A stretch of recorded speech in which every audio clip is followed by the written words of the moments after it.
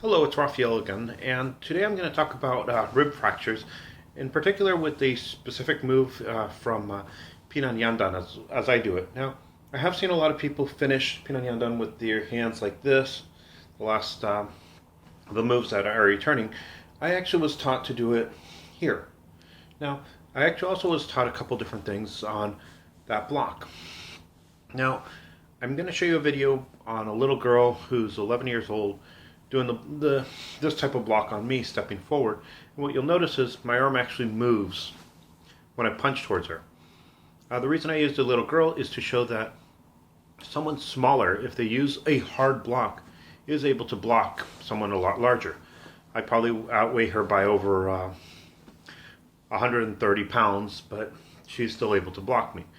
And the reason that's important is you're seeing that it can work against a larger attacker. The other thing I'm going to add is the other hand, the hand that's here as a punch rather than augmented block. Like I said, a girl who weighs less than 120 pounds from me can use this to block me.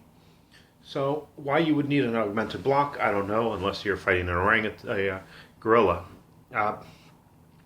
And by then you don't really have to worry about it.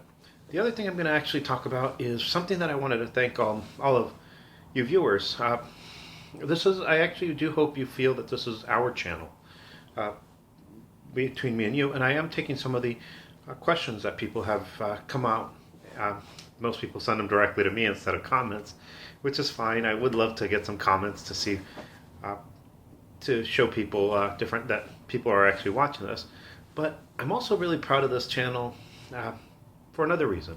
Like I said, this is in essence a niche channel, so not many people I'm not expecting too many people to be watching, but already in 2 months I have over 4,000 people watching this, having had 4,000 views to my channel and have over 50 subscribers, which to me, I think it's great. If I had 1 subscriber, I would be happy, so I'm 50 times as happy.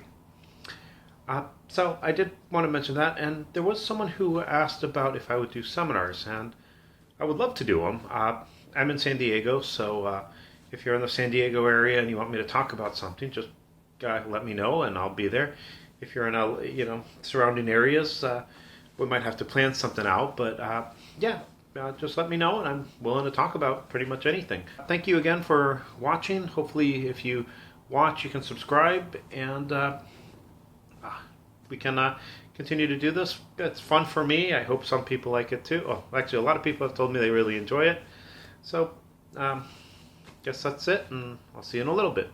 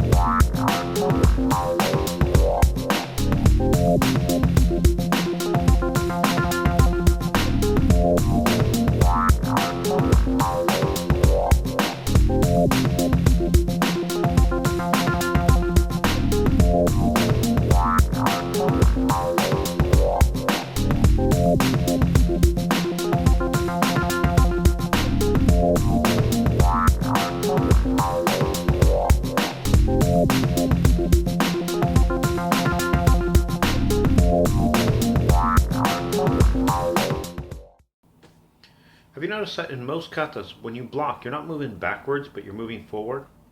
Has anyone ever actually wondered why? Now, there are actually different people who use things a different way. But I'm going to ask you to try this. Little homework assignment, right? I want you to try this. Get someone to punch 10 times towards you.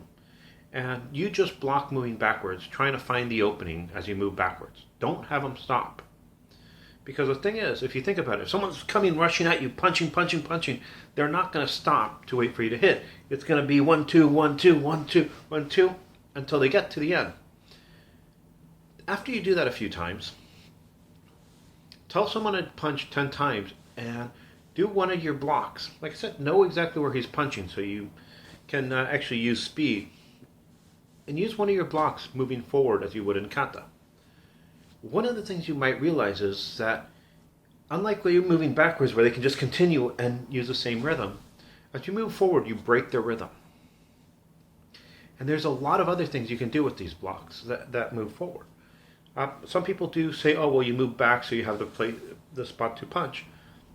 But you can punch just as easy, sure. If you remember, I did a video on the 1-inch punch and used this and showed you how you can actually use that. So I am going to use the Makiwara again to show you what I mean by hard blocks can actually work. So I will stand. The block I'm actually talking about is actually the one where it comes here and here. Now, the way I'm looking at it is I'm using this as just a short punch. So if you think about my target being here, it's here. The block, I have to try to get, you actually want to be able to move the hand here. So you would actually, and it's hard because the ball's in the way, but you would actually want to block here, moving this side to the side. And it's really hard to do it without being able to step. But the idea is coming here with the block as you come here. Now, if you think about it, if I were punching here and it's blocked, what would end up happening is my ribs would rotate a little, and so the punch would actually go to one of these top ribs. So one of the things I'm going to talk about is I'm going to talk about fracturing the rib cage. As you look at the rib cage and you can feel it on yourself, you can feel the sternum here. It's split into 3 parts. You have the manubrium, the body, and the xiphoid process. You also see over here they have mottled cartilage. Now the ribs, you'll notice that on the back they're attached to the thoracic vertebrae. On the front, most of them are attached to cartilage. There are 2 here, the last 2, which are not. A lot of times people talk about floating ribs and breaking them. These 2 are the floating ribs. Here. One of the things you'll notice is it's going to be really hard to get to those ribs, especially as you have muscles coming down here. The ones that usually break are actually the ones that are 7 and 8 here. So we have 7, 8, 9, 10, 11, 12. And the way they usually break is from a 15-degree angle, a blow coming in this way. So if we actually come in this way is when you break. If you watch a Pinan Yondan, what you notice is you have a block with a punch coming in at the right angle at these ribs. What happens is these ribs will break. Now the problem with those ribs breaking is also what's behind it. If we come over to this model, we will see that by those ribs we do have the liver, we also do have some lungs and other tissues. Those ribs break, 2 things happen. One is it makes breathing extremely difficult and can actually puncture the lungs. The other thing is it can puncture the liver. These can end up causing life-threatening conditions, something like a pneumothorax or even internal bleeding if you end up getting the ribs. Again, it's not the floating ribs that people actually break. It will be the ribs a little higher up.